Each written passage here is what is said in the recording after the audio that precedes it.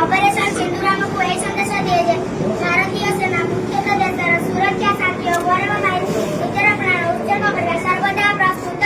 ଏହି ଦେଖନ୍ତୁ ଭାରତର ଅନେକ ପର୍ଯ୍ୟଟନ ସ୍ଥଳୀ ମଧ୍ୟରୁ ରହିଛି ଜାମ୍ମୁ କାଶ୍ମୀରର ପ୍ରାଣଦାନ ଯେଉଁଠିକୁ ପ୍ରତ୍ୟେକ ଦିନ ପ୍ରକୃତିର ସୌନ୍ଦର୍ଯ୍ୟକୁ ଉପଭୋଗ କରିବା ହଜାର ହଜାର ପର୍ଯ୍ୟଟକମାନେ ବୁଲିବାକୁ ଆସିଥାନ୍ତି। ମାତ୍ର ଦେଶର ଭିତରେ 22 ଏପ୍ରିଲ 2025 ଆରମ୍ଭ ଦିନ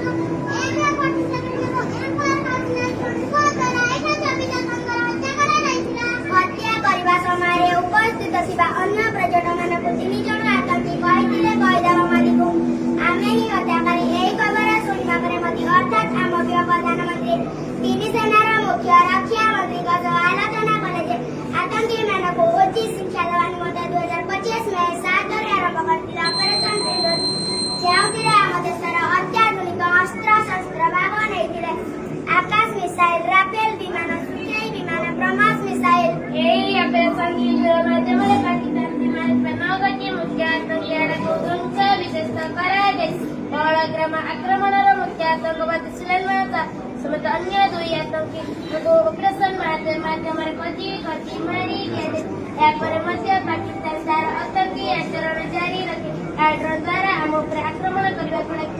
ମାତ୍ର ଆମର ବହୁସ୍ତରୀୟ ବାୟୁ ସୁରକ୍ଷା ପ୍ରଣାଳୀ integrated air defence system S-400 ତାହାକୁ ପ୍ରତିହତ କରିବାରେ ସକ୍ଷମ ହୋଇଥିଲା। ବାସ୍ତବରେ